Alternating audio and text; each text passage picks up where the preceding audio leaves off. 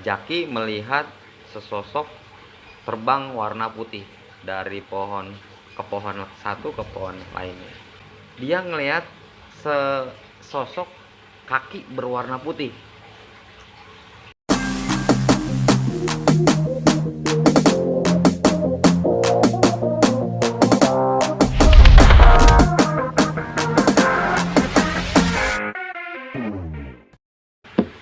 Assalamualaikum warahmatullahi wabarakatuh. Waalaikumsalam warahmatullahi wabarakatuh. Dengan saya Rio Febriana di channel saya Rira Etekno. Ini sepupu saya Ilham. Beliau bertamu main ke rumah, ingin bertanya-tanya tentang pendakian. Jadi hal-hal apa aja gitu kan yang ditemuin di pendakian pada saat saya pendakian. Sebetulnya cerita pendakian itu udah sempat diposting di fanspage saya, yaitu Rio Febriana. Tapi malam ini karena Ilham bertanya, akhirnya saya akan jabarkan apa saja yang pernah saya temui di atas gunung atau pada saat pendakian, terutama hal-hal mistis ya. Jadi beberapa cerita yang pernah saya lansir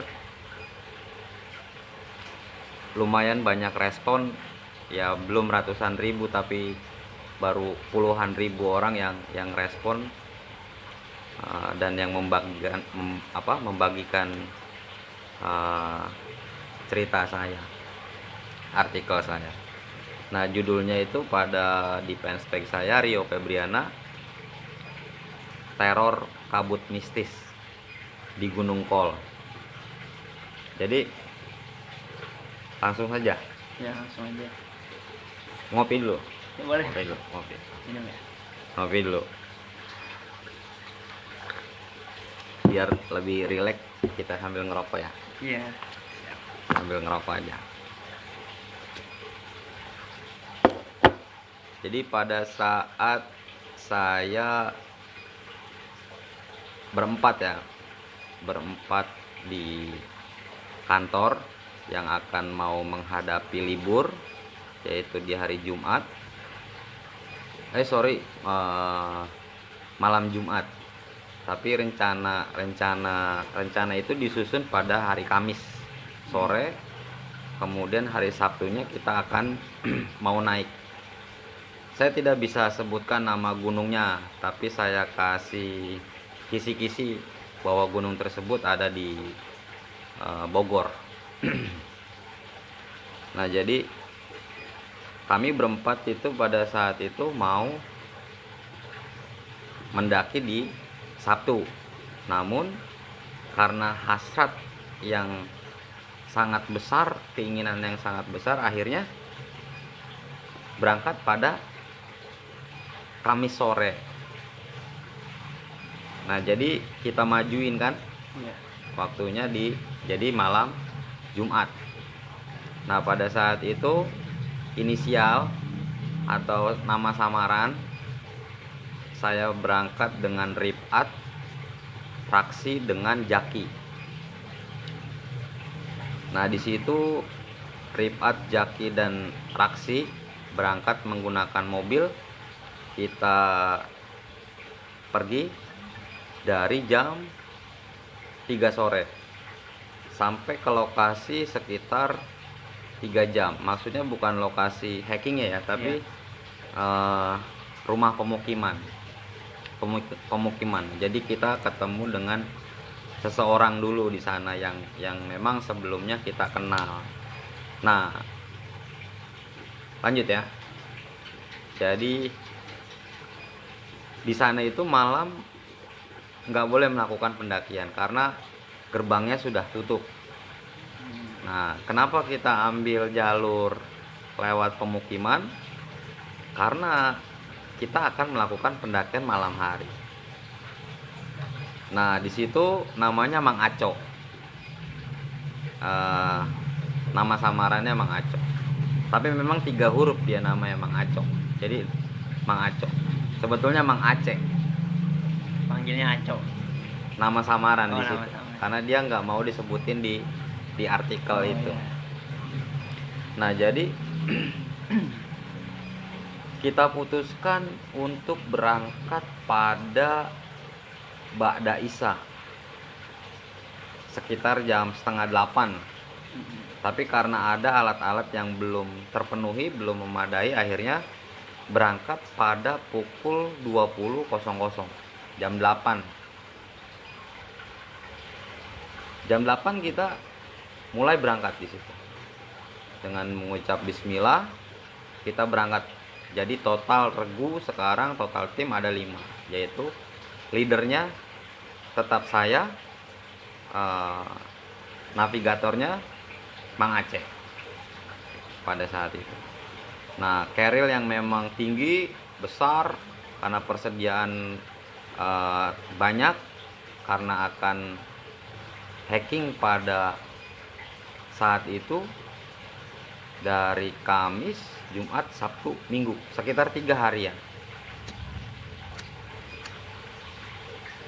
Jadi kita kerilnya agak besar-besar. Nah, kemudian teror mistis itu dari hal yang pertama adalah cekikikan. Di dalam di atas atau di mana? Belum, itu sekitar 15% ninggalin kampung. Jadi sekitar 1 kilo lah, 1 kilo dari kampung. Tapi sudah perbukitan. Nah, jadi ketawa. Nah, pada saat itu Mang Aceh bilang, cicing ulah gandeng, ulah ngeganggu, masing-masing sudah beda gitu bahasanya dengan bahasa logat Sunda yang saya nggak bisa terjemahkan, tapi katanya seperti itu. Terus hal yang kedua adalah kita sudah masuki tanaman pinus, banyak pinus samping kiri, samping kanan. Nah, pinus di sini kayak apa ya? Ya agak ada campuran pinus dengan pohon kopi yang tinggi-tinggi. Nah, kita masih di perkebunan sebetulnya, belum sampai ke hutan. Nah, di sini yang paling menggetarkan hati untuk newbie ya. Kalau newbie pasti takut karena memang pada saat itu Rifat dengan Jaki melihat sesosok terbang warna putih dari pohon ke pohon satu ke pohon lainnya, dari pohon satu ke pohon lainnya. Nah, jadi pada saat itu hal yang kedua itu yang membuat Mang Aceh untuk mengajak kita agar mendirikan tenda di situ. Jujur, dalam hati paling dalam saya pun menolak karena enggak cocok view-nya gitu. Karena kan seorang pendaki itu cari view yang bagus setidaknya kan gitu. Iya. Karena memang lokasinya juga sangat jauh pada saat itu, naik gunung tersebut sekitar 2,5 jam sampai 3 jam kalau normal, kalau siang hari gitu. Nah, jadi Mang Aceh bilang, Mang, kalau saya sih biasa melihat kayak gituan kalau saya pulang dari warung. Kalau Mamang kan semuanya baru, gimana kalau kita ngedirin tenda di situ? Iya. Nah, langsung saya diam. Tapi yang lain menolak. Ayo Mang, lanjut aja, bismillah aja. Tapi yang lain ketakutan, ada dua orang yang ketakutan, yaitu Rifat yang memang melihat, Jaki yang melihat. Nah, jadi saya menghirup udara sedikit, tarik nafas, ya ucapkan bismillah, jalan lagi. Kita jalan lagi. Nah, ini hal yang ketiga yang paling sangat menyeramkan dan ya bikin attitude pengen pulang. Gemeter lah badan ya. Ngajakin pulang lah, Heeh. ngajakin pulang. Yaitu kita Dia ngelihat sudah sekitar sekitar sosok 50% kaki. berwarna putih sampai ke dataran lapang lah. Untuk sampai Tapi ke pas dataran dilihat lapang sampai ke atas itu 50%. nggak ada, kakinya buntung. 50% baru perjalanan 50%. Nah, itu di kebun teh. Nah, pada saat itu Jadi, kabut memang merinding. betul-betul tebal. Jadi kabut Kakinya tebal, menurut Raksi akhirnya Raksi uratnya itu yang punya hijau kelihatan. keinginan pipis kan. Raksi Tergesa-gesa peluk saya, Kabut jatuh sampai tebal mau itu nabrak bikin nggak kelihatan si Raksi kompor perginya nesting. kemana. Akhirnya Kompor saya kaget. portable. Pada saat saya ngeluarin Dir, nesting kaki untuk dir, kaki dir. masak Nah, kopi, itu lain-lain, teriakannya seperti itu. saya cari Raksi, Raksi kemana? Kaki dir. Bahasanya dia. Ada dir. Nah, dia panggil Nah, saya dir, di dir, mana? dir. Saya bilang gitu, di mana kaki? Ada Raksi dir, nggak? kaki Raksi lagi dir. ngopi, Pak, lagi Seperti pipis. itulah bahasanya. Hati-hati, numpang-numpang. Permisi. Itu Pipisnya karena di botol. memang badannya Nanti besar, agak di gendut bawah, anaknya, gitu kan. Jadi Jangan langsung napasnya turun tuh ke gimana ya, ke bumi susah gitu diatur kan. pada saat itu. Ya dir, ya kita Raksi juga pakai Ininya botol. juga ya, kaget. Tuh, Raksi bilang gitu, kaget. Nah, akhirnya kita Tapi kasih minum beberapa air. detik setelah suruh dia istighfar. ngucap itu, Akhirnya dia reda. Mm-mm. Ceritain bagaimana ceritanya. Akhirnya cerita dia ya melihat kaki. Nah, sontak pada saat itu ada angin yang memang saat ceritanya Raksi di apa? Dijabarin, angin tuh gede nyapu kabut. Ya perasaan jadi gundah gulana kan, Mm-mm. jadi tambah lebih mistis gitu kan. Singkat cerita, kita jalan lagi, kita packing lagi, kita masukin barang, ngopi dulu, kita jalan lagi. Pada saat itu sekitar 15 menit berjalan lah setelah dari lokasi tersebut yang Raksi nemui kaki kan. Iya. 15 menit Raksi sekarang si Jaki ngeluarin speaker bluetoothnya itu. Speaker bluetoothnya dia punya inisiatif, karena pendakian hanya kita aja, tim kita aja, dia hidupin lah itu speaker bluetoothnya dia dengan lagunya GNR. Lagunya GNR. Posisi Mang Aceh itu bergeser dia ke belakang ketika Raksi ngeliat kaki. Dia nggak mau terjadi apa-apa dan saya terpaksa untuk di depan. Nah, Mang Aceh di belakang buat bimbing teman-teman, jadi navigator juga sekarang. Nah, posisinya pada saat itu jurang sedikit, jurang. Nggak dalam, tapi memang jalan setapak gitu, jalan setapak. Pada saat itu juga memang setelah hujan kan, jadi agak licin, makanya kita jaraknya nggak terlalu jauh dengan teman-teman. Kabut masih terus jalan. Singkat cerita, setelah saya tegur, Mang, jangan kenceng-kenceng musiknya. Nah, pada saat itu Jaki persis ada di belakang saya, dia di urutan kedua. Nah, kemudian pas saya tegur begitu, Mang Aceh kasih kode nimpuk ranting ke depan untuk saya noleh gitu kan. Untuk noleh, ceritakan bahwa ada sesuatu di atas kerilnya Jaki. Jadi menurut penuturan Mang Aceh, walau alam saya juga memang nggak bisa melihat hal yang seperti itu, nggak bisa. Tapi Mang Aceh mengungkapkan pada saat itu ada sesosok perempuan yang naik di atas kerilnya, dan Jaki pun mengiyakan pada saat itu kerilnya Rasa berat. terasa berat.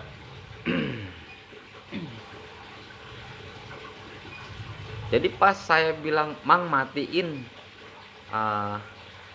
speaker bluetoothnya, berisik, dia bilang jawab dengan entengnya, nggak apa-apa Mang, nggak ada siapa-siapa, ini cuma ada kita, gitu bahasanya kan. Singkat cerita, Mang Aceh tambah lebih geram. Akhirnya dia maju ke depan dan mengungkapkan bahwa di atas keril itu ada kuntil anak. Baru Jaka matiin Speaker. speaker itu. Jadi pada saat itu di atas kerilnya ada kuntilanak yang memang setelah Jaki jawab pertanyaan itu, suruhan saya untuk mematikan speaker bluetoothnya, sontak wajah kuntilanak tersebut itu jadi seram gitu. Nah, disinilah pelajaran ya buat saya, karena memang ketika manusia dengan manusia satunya terganggu, pastinya juga akan marah. Begitupun juga ketika manusia mengganggu makhluk yang lain, itu juga pasti akan marah. Nah, contohnya seperti itu, hal yang perlu kita kutip lah gitu. Meskipun kita di atas gunung gitu. Nah, jadi ada lagi teror lagi. Jarak berapa menit lah setelah itu. Jarak setelah itu ada 3 pendaki yang pakai pakaian sama, topinya sama, kerilnya sama, sepatunya sama, sarung tangannya sama, dia menggunakan tongkat juga sama semuanya. Dan ini yang membuat kita sudah terbiasa gitu, karena dari awal sampai di tempat tersebut itu kita diteror dengan mistis-mistis yang memang luar biasa. Jadi hal yang sudah biasa gitu. Jadi hati itu udah slow aja Kayak gitu gimana kan. ya? Udah slow aja gitu. Udah kayak anggap kayak orang aja deh. Iya, udah kayak orang aja. Dan saya sempat nanya, Bang, naik bertiga doang kan gitu. Dengan bahasa itu dia nggak nanya, dia nunduk pegang tongkat, satunya keril gitu, terus jalan aja. Saya bingung, kalau memang itu orang pastinya Ini jawab ya. jawab, Iya. apalagi pendaki kan. Iya. Yang namanya pendaki ketemu dengan pendaki itu pasti sopan, pasti sangat sopan, sangat ramah, itulah pendaki. Kemudian Mang Aceh bilang, udah Mang, ayo lanjut aja. Mang Aceh bilang gitu, udah Mang, ayo lanjut aja. Kita lanjut. Singkat cerita, dia ngucap bahwa sekitar 500 meter lagi itu dataran lapang. Sementara ini waktu udah mau pagi gitu kan, udah mau pagi. Mang Aceh bilang sekitar 2,5 sampai 3 jam kan melakukan perjalanan dari rumahnya sampai ke puncak. Tapi ini belum puncak, baru dataran lapang. Pas dilihat itu udah 1:30. Udah 1:30 pagi. Lah, kok dari jam 8 sampai ke 1:30, 1, 2, 3, 4, 5,5 jam udah perjalanan. Seharusnya ya berapa jam? Seharusnya ya maksimal 3 jam. 3 jam. 3 jam. Oke, kita nggak persoalan dengan waktu ya, tapi ya kita terus jalan, yang penting sampai tujuan selamat, intinya itu. Nah, Mang Aceh bilang 500 meter itu kita nanti ngecamp aja Mang, jangan paksakan untuk muncak sekarang. Iya. Gitu kan. Karena saya juga lelah. Iya Mang. Nah, disitulah kita baru menyadari harus ngecamp di situ. Kalau ngecamp di lokasi tersebut kan nggak bisa, curam kan, Iya. karena jurang gitu. Ada beberapa menit lah kita jalan, itu kabut makin tebal, makin tebal, makin tebal. Kita balik lagi, 3 orang itu nggak pakai senter, nggak pakai apa di jalan. Mau kita tuh dia tuh bareng gitu kan, karena memang secara postur, secara pakaian itu profesional banget. Kepingin saya nolong kita gitu kan, dari perjalanan. Wah, kayaknya nih orang udah hafal mati nih gitu kan jalanan. Ya jalurnya udah paham banget gitu kan. Tapi ternyata iya, tunggu ceritanya. Ada beberapa menit setelah kita jalan kabut tebal lagi ya. Jadi pada saat itu saya udah mulai ngeri, berdiri di depan itu udah mulai ngeri. Jadi Mang Aceh di depan lagi dia, karena kabutnya tebal. Senter, nah ini tips juga untuk pendakian. Jadi kalau kita menggunakan senter yang warna putih cahayanya, itu nggak tembus dengan kabut. Nah, saran saya menggunakan senter yang berwarna kuning. Nah, itu baru tembus kabut. Ini tips juga. Itu kenapa kalau yang putih nggak tembus? Apa ya penjelasannya? Sesuai dengan pengalaman sih, bukan dengan keilmuan ya. Jadi pengalaman saya tuh kalau menggunakan, sekalipun kita menggunakan lilin, itu tembus dia dengan kabut. Tapi kalau menggunakan apa senter yang warna putih itu nggak tembus gitu, nggak tembus. Nah, lanjut ya. Lanjut. Nah, posisi berganti. Posisi berganti. Jadi saya ada di belakang sekarang,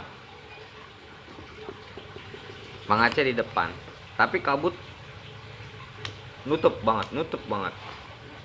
Singkat cerita, kita harus tetap berjalan.